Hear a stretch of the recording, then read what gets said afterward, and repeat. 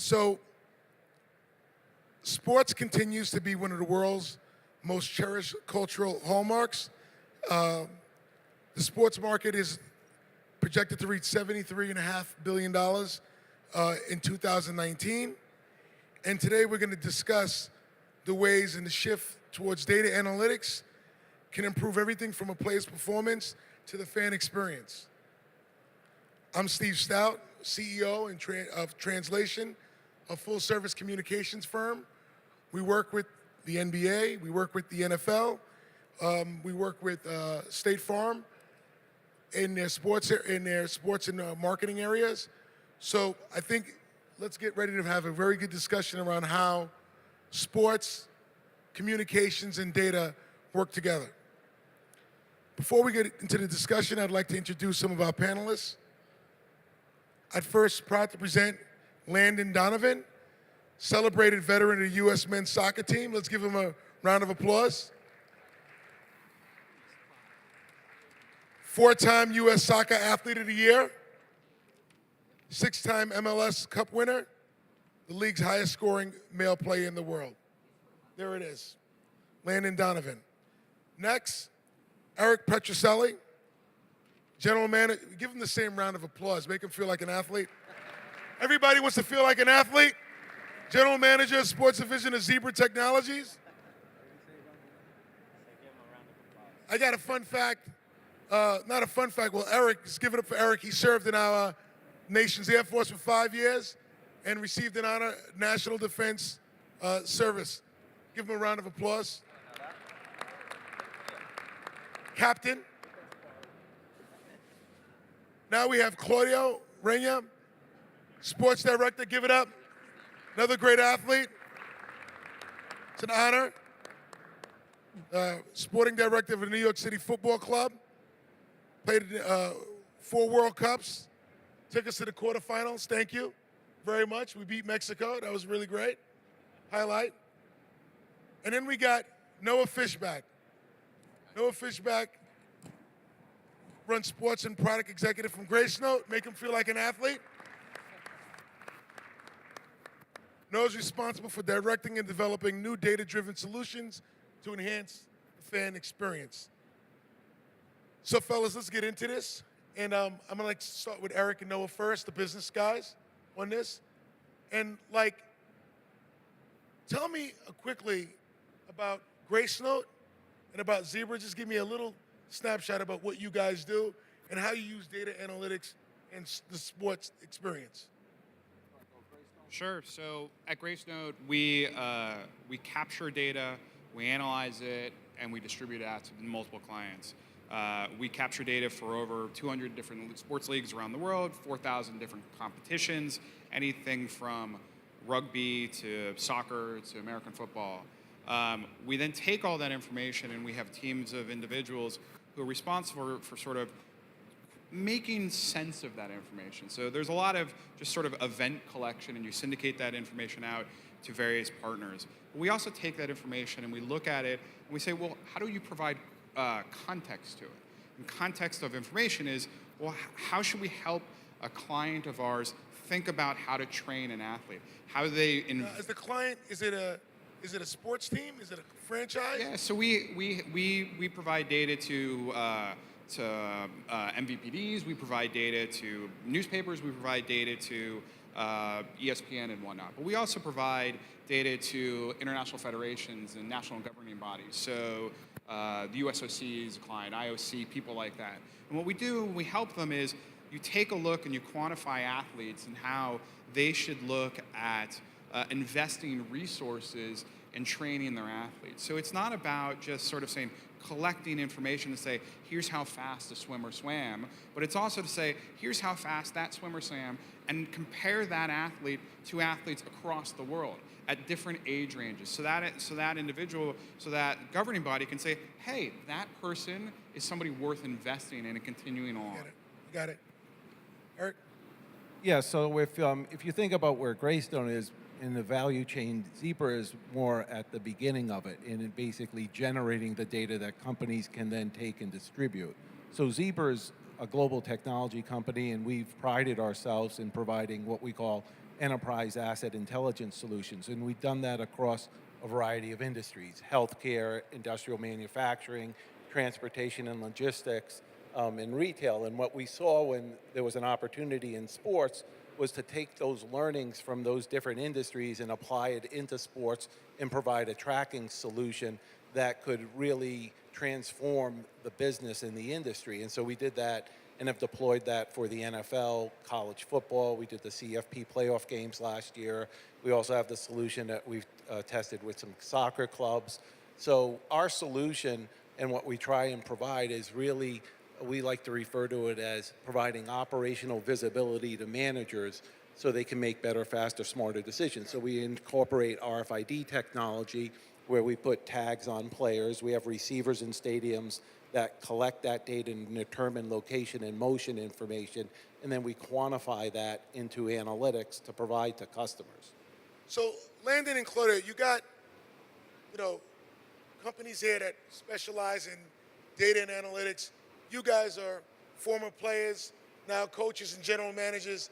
When you hear about data and the application of data, as a general manager, as a coach, you got to make decisions. You got to run your teams. Do you feel like all of this data that you're hearing about is necessary in confirming your decision? Is it eyeball test as an athlete? Tell me, how do you use data to make the decisions versus what you learned as an athlete out there on the field itself? Well, yeah, it's very important with us at New York City Football Club. All the decisions we make, from scouting to player development to the performance of the team on the field, we're using technology, whether it's video, whether it's analyzing our opponents. And the most important thing about it as an organization, as a club, as a staff, is that we have to be open to it. We have to embrace it, and we are. Any little advantage, and as you mentioned, every decision we make as a club, whether it's signing a player, whether it's how we prepare for an opponent, any extra information that we can get from data is going to support us and give us that extra chance to win. So we're fortunate. We have a head coach in Patrick Vieira who's younger and embraces the technology. As a former player, when I started playing, there was challenges in the technology because it wasn't as evolved and as developed as it is today.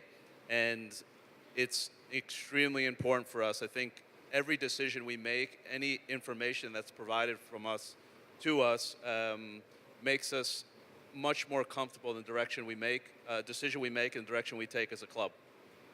Yeah, and for me, being the youngest person up here and the least far removed from a sport, it's an interesting, I don't want to say conundrum, but it's an interesting idea because we played our whole career, Claudio and I, without data, without analytics telling us. So everything we know was visceral and was instinctual.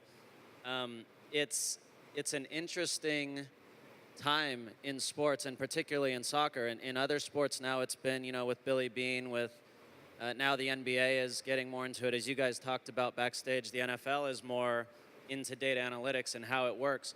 For us as athletes, the one thing we care about is, does it help us win? So if you're bringing in a player and you're doing a bunch of scouting and looking at numbers, what we want to know is, does this guy help us win? He may score 15 goals, he may have 20 assists, he may make 30 saves, but does he help us win? And that's the part I think that we need to focus on still. You guys talk about it from a business perspective. That's totally different. The on-the-field perspective is interesting because we want to know, how does it make us better? And I think there is a very big opportunity there that's still being overlooked a little bit. And the other piece that I think is very important, one of the most important ability is availability. And I think if we can target this in how we keep our athletes on the field, the NFL has this motto, next man up. Well, I think let's keep the best man up and keep him on the field and see how that makes us better. So that leads to my next question. What do you think data absolutely misses in general that has not been found or discovered? So my favorite football team American football team is the Dallas Cowboys. Their rookie quarterback, Dak Prescott, got drafted in the 4th round. There was nothing that anybody found in all the data that's available that would have said this guy should have been taken earlier, yet he got drafted in the 4th round. He's probably going to win Rookie of the Year and all kinds of accolades. Where do you see is a gigantic hole, no matter what comes out of it, that data is missing? And this goes to all of you guys. So we're moving from what I would say is subjectivity in sort of managing athletes and sort of looking at players and evaluating talent. And we're moving from subjectivity to objectivity. But what we're missing right now is we're collecting all of this information, right? And you look out here amongst where we're, in this hall of all these different companies who are doing collection of information. But you have to take that information and you have to then bring it back to the subjectivity and say, why is this information important? How do I quantify it? How do I say this one fact here, this acceleration, this data point here quantifies and helps me, sort of understand the Dak Prescott of the world, right? And so that we're not there yet, right? And companies like myself, our company, we're looking at information, we're trying to quantify it, and we're saying, look, here's how this should be used.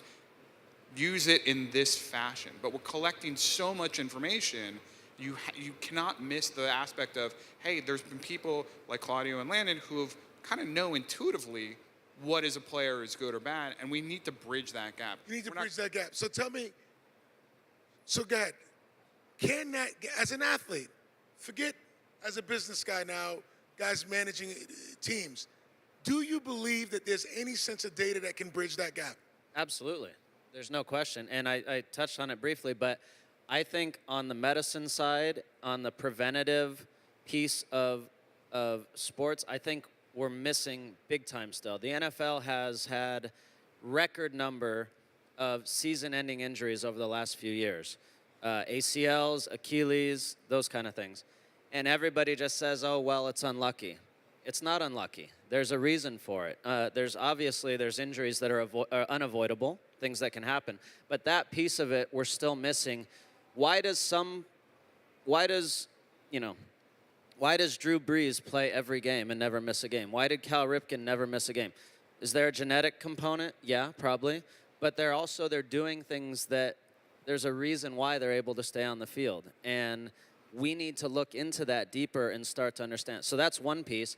On the field, like I said, for us as athletes, we want to know how does it make us better so we can win, right? We're all in this to win as sports people, executives. How does it make us better? So now we're getting the data. Now we got to figure out how do we apply it, not so that we sign the guy that nobody saw who can score 12 goals. Maybe he scores 12 goals a year, but every time he's on the field, he loses. We used to play games in practice, and you knew if you got one or two of a certain player on your team, you were going to lose that day. You just knew it. You didn't know what the data was behind it. You didn't understand why, but you knew you were going to lose. And the same on the big field in the games. You knew if you had certain guys on the field, we got a pretty good chance to win today. And if we can start to understand what that is and what it is in people why Dak Prescott is so successful, if we can figure that out, then we hit a home run, in my opinion. Do you think that there's some data signals that can figure that out? Why a guy is a winner? Well, I mean, that's a general question. I mean, I think we'd have to be more tactical in trying to figure out exactly what you're looking for. But I would say, the big challenge, too, for us as an industry is there's a lot of data out there. And we're producing a lot of data as an industry. And if you think about the operational side of sports, meaning the coaches, whether they're the actual coach or whether it's scouting or whether it's the performance coaches, they need that data synthesized down for them in very meaningful ways. Because I can't tell you the amount of times that I've walked into a club's facility and I've seen, just on the shelves, other forms of technology that they've tried over the years, and it's just sitting there collecting dust. Or they're using some type of technology to get data, and the data that they get is just almost like a dump of data. They don't even know what to do with it and how to make sense of it. And so what we try and pride ourselves on, at Zebra is we really try and provide an elegant solution, for clubs, whether it's for a game day solution or for a practice solution. And so for us, for an elegant solution, is to us, it's getting the players to feel comfortable wearing devices. I mean, we have tags that are about the size of a nickel. People don't even know they're in the jerseys or in the pads. They last a full season. They don't have to be taken out, every 3 hours. So it's providing a good player comfort. And with that, we try and provide tools or analytics reports that synthesizes that information for the customer so they're getting value. And I think that that's the challenge is if you can get them value and you can give them insights into what is as Landon said, their intuition and confirming things, and it's going to provide them information into things that they have not really known about, that's going to be beneficial. But when it's too much data, I think that they just get overwhelmed and it's not providing a solution for them.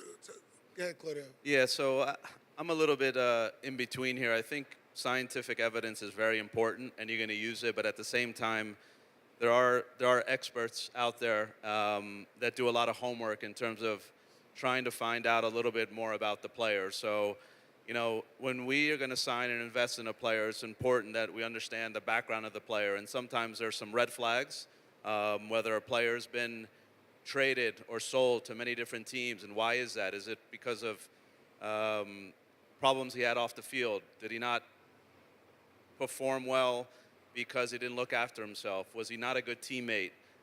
So I think there's a lot of human work that needs to be done, and I'm somewhere in the middle with this because you do need to call the high school coach, call the college coach, understand his family life as well. That was something that always needed to be done. We may call it data now, but that was intelligence that was always required when you were scouting an athlete in the 70s, in the 60s. It was always something that was done to get some intel. Absolutely, but you'd be surprised how many people don't do that, and they're just going off the visuals of this player is a good player on video, in games, he's performed. But I think to find and unearth that talent like a Zach Prescott from the Cowboys, Tom Brady, you got to need more. I also think there's just certain players that you can really look and see the hunger that they have to make it, the desire they have. And it's interesting to see that some of the players also, in my opinion, that have had setbacks in their careers as well, that they do have a hunger to make it. Sometimes you see a lot of players, you see it in AAU basketball, you see it in all sports, that they've always been the #1 ranked player, one of the best players in the country, but have they dealt with adversity? And for me, I like seeing that. Sometimes a player that struggled and had a tough season, he had an injury and he's come back. I mean, that tells me something about a player. So I'm somewhere in the middle with this. Scientific evidence is important, but at the same time, you have to do a lot of work, and you need experts to really look in deeper and know more about that player that you're going to sign and make a decision on. Can I jump in real quick? Yeah. So one place where I think this would be, where data analytics can be and will be and has already started to be really beneficial is, I think about the NBA, and I was watching the Houston Rockets game last night. If you have data that tells you, which they do, and I know Daryl Morey has been sort of on the forefront of all this with Houston, if you have data that tells you when James Harden goes to his left, he scores 60% of the time. When he goes right, he scores 40% of the time, right? And in soccer, we haven't adapted that yet. If I'm playing against somebody and I know that when this player goes right, he gets a cross off this many times, when he goes left, he doesn't, or where those weaknesses are. When I would make certain runs, it was always the same run. And if someone had, you can't watch 15 games to determine that, but if you have that sort of data and the movement, and you can, that can prevent a goal, and that can mean the difference between winning and losing. And that's one step that could be really, really beneficial. Well, we're at the really.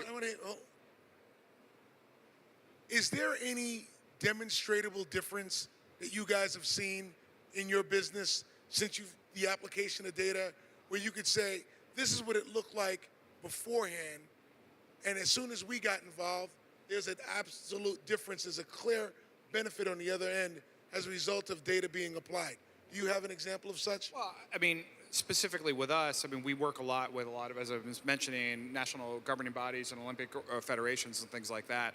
And we've been helping them sort of look at, it's not necessarily the wearable information that Eric and his team are looking at, but is looking at sort of peak performance over a time of period, or sort of an athlete's funnel through as their career is progressing, and say, look, if you are, if you are running this, and you're doing this at this time for the 400 meter race, and you're going here, and then you're going here, and you're going here, we're going to invest in you because we can track, sort of performance globally and help a company sort of take a look at it. And that's broadly what I think, we're at the really early stages of this information, of data.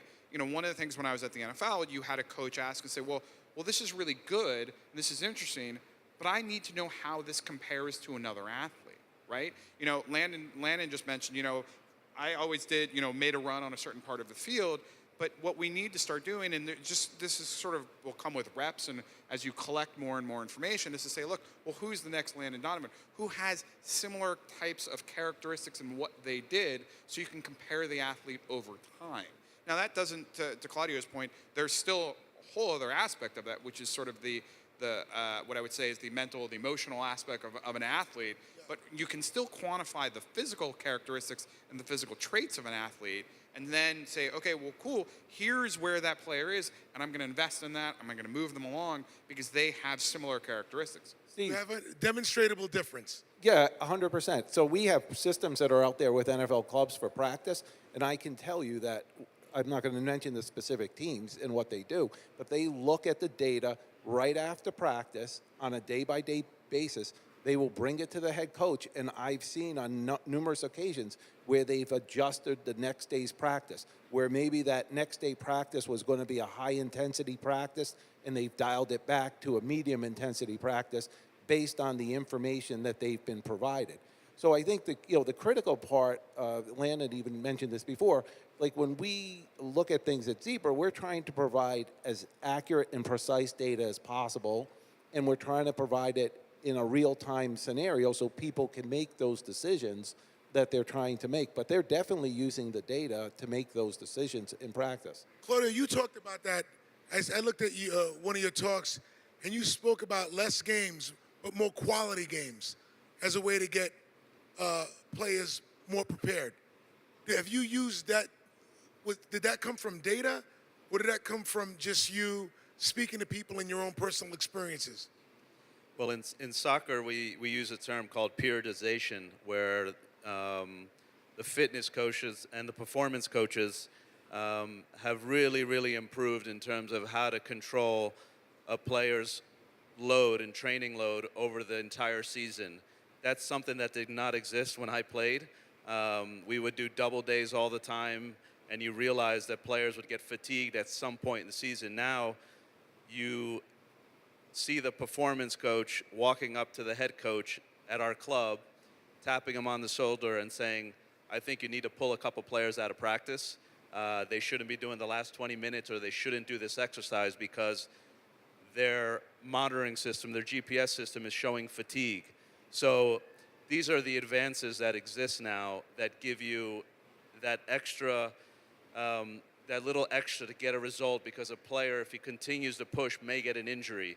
And to see these kind of advancements in soccer is unbelievable. And so managing a week of training now has become so detailed, and it is very interesting to see the performance coach, the impact he has now. And you see it in MLS, in Major League Soccer now. When I came back and played in 2007, there was maybe one fitness performance coach that knew how this worked and was able to sit with a coach and tell them that you're training them too hard or too light. And now I would say most of the teams are investing in their staff with a performance coach that in many cases is like the right-hand man of the head coach, telling him how they should manage the week, the month, and the entire season. And you could see that. And there's a lot of benefits because, as Landon said before, it's all about how can you get any little extra to win a game, to compete, to get to the playoffs, and getting and having your best players on the field is the most important thing. Yeah, I was going to say, and as you guys are aware, the real challenge going forward is probably, and you can tell me if I'm right or wrong, is educating coaches or people who haven't experienced this in a way that will help them change. And I can speak from experience. I played the last 7 years for Bruce Arena, who's now the national team coach. He is, and he's said publicly, he's vehemently against data analytics. And he said, you know, the one stat that matters is winning, and the rest of it just doesn't matter.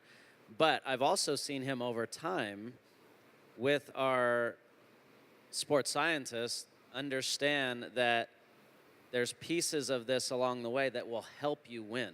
And I have seen him evolve and change a little bit. You know, when you're 60 plus years old and you've been successful doing one way of things, you're going to continue. So, but I've seen him change. I want to make one point. I mean, what's critical for us in the industry as, you know, service providers, we're providing technology solutions, because I've seen it a lot, is one, first, to have integrity. And by that, I mean, you see a lot of times that we're talking about the experiences of coaches, you'll see a lot of times that people will come in and promise that their systems can do something. Like I've seen before, people will say, this system prevents injuries.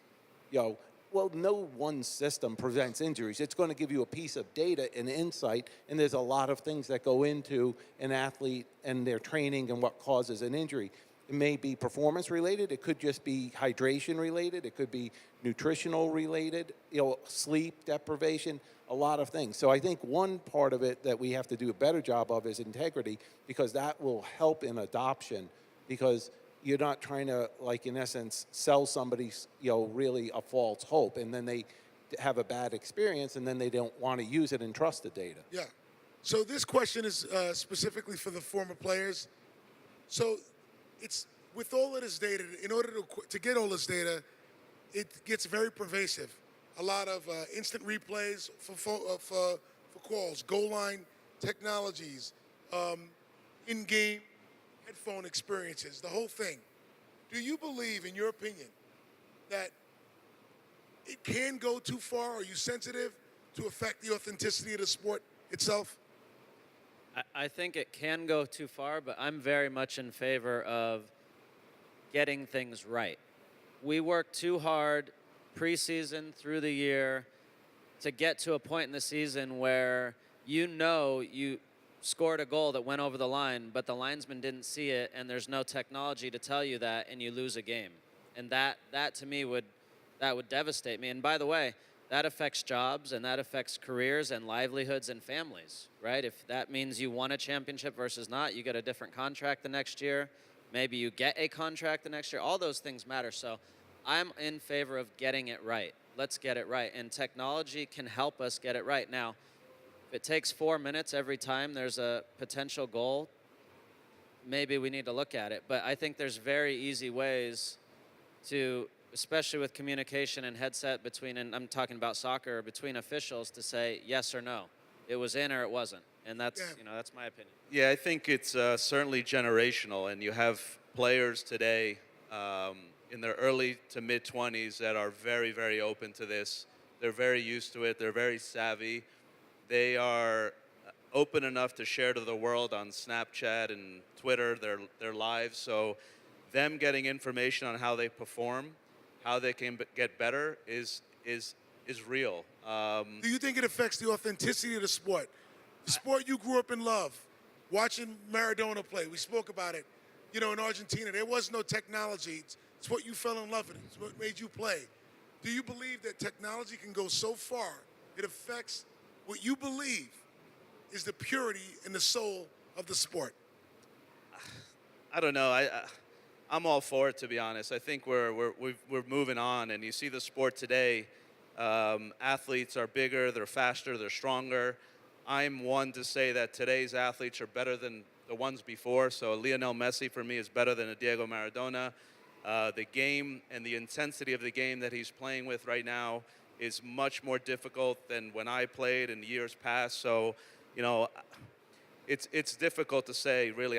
I'm all for it. I think you have players now, you have fans, you have viewers that want to learn more about the game, and I think technology is going to provide that. So I think we got to be mindful of certain things, and certain aspects need to be kept private for the players and for the organizations and perhaps for the leagues. But it's certainly going in this direction. If you see the amount of information that the players, that the fans get about sports performances and live during telecast of games or online, it's totally different and much more than when we grew up. So I'm all for it. I am slightly a purist, so hopefully it doesn't really cross the line. But as Landon said, things like video technology, I think we're just wasting our time. It needs to happen. We need to do this right away. So I'm all for it. It's the way we're going. Our generations, millennials, everyone, technology is normal, and in many ways it is pure.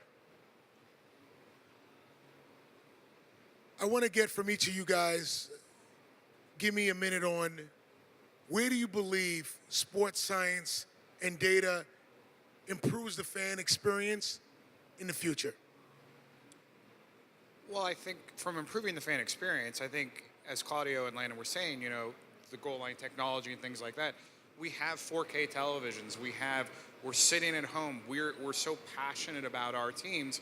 We want that goal to count, and we can see that it doesn't count, and that helps the fan experience.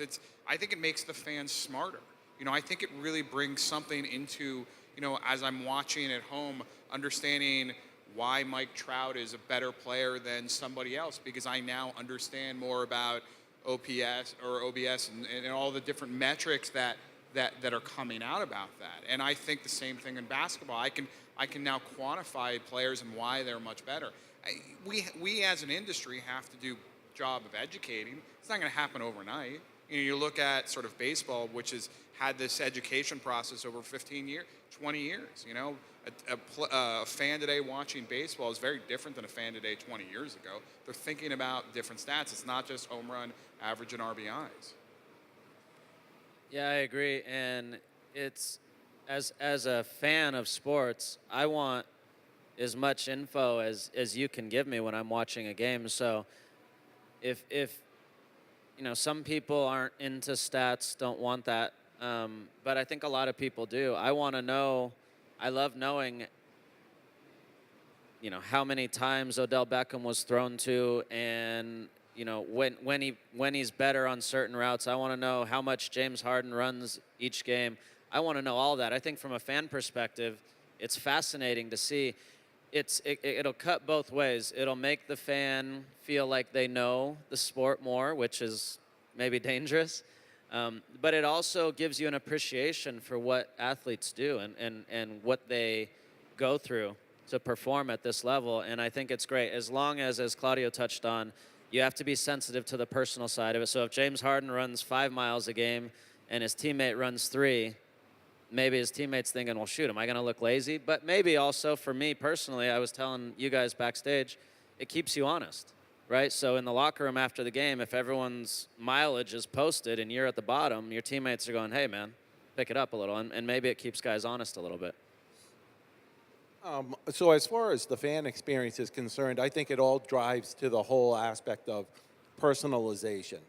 And really, what we have to realize is that there's a very different segments of the consumer fan base, and they want to consume the content, which is the games, very differently. I mean, recently, last Sunday, I was watching NFL games, and I was in our family room, and I have a 17-year-old son and a 10-year-old son, and they were watching the game with me. Now, they want to watch the Red Zone channel. I happen to live in Connecticut. I grew up in Rhode Island, so I'm a Patriots fan. So I would flip every now and then back to the Patriots game because I would have wanted to see, the Patriots game purely. My son, who's 17 years old, has his phone in his hand. He's texting people. He's looking up stats as he's consuming the game. My 10-year-old son, he's got his laptop and he's watching the game. He's trying to figure out who wins, what playoff seedings they get, the schedules, the draft order as the final week of the season's unfolding. So I think that sometimes we always look at we talk about the consumer as one person, but they're very different people. Their consumer targets are different. They're going to look to consume the sport differently. And different fans, different fan interests. Right, and data is going to play a key role in that, especially with the younger generational people, the millennials and the younger people, because that's the way they consume information today, and that's what they do. Oh, yeah. Yeah, for soccer, I think it's about how can we continue to grow the sport and educate the fans and the new fans we have at the same time. Soccer is a very, very complex sport that looks simple when you're watching a game, and it's 22 players trying to chase a ball is what you hear often from the casual fan. And I would like to see a technology that shows the complexities and how difficult it is for the player with the ball to make a split-second decision based on all the movements that are occurring on the field. When a player's coming to close him down, when movements across the field are happening. And I think sometimes fans, and now being up in watching games from up above, you see fans get frustrated and say, well, why did he do that? Why didn't he do this? Well, as we all know, it's much easier from our seats watching the game. And I just think when you look at some of the cameras, especially in the NFL, when the quarterback, and you see those decisions he has to make in a split second and find that pass, it's very similar in soccer, but essentially everyone in soccer in that moment could be a quarterback. And if there's ways that I think through video we can show certain angles from the field that show how quick the game is and how athletic the players are, I think that's something that will grow the sport, but also maybe give some non-soccer fans a greater appreciation for the sport. All right, so last question. I just got to ask it. This season, who do you think is going to be the NBA champion? The Lakers. Oh, they got to make the playoffs first, right? Okay. I would say the Warriors, probably. Warriors. Warriors? Warriors. I'll go with the Cavs. I thought you were going to go down the football route and ask about your Cowboys. Well, but it's Turner, and they have the NBA, so we should do the right thing. That's what my data tells me. What do you think? Man, I think it's going to be the Warriors too. Yep, Golden State Warriors. One Cavs, 3 Warriors. Fellas, thank you for your time. CS, thank you. Thank you for everybody for having us, Turner. Thank you, guys. Thank you very Much much. appreciated. We have next the future of sports content coming up in 3 minutes.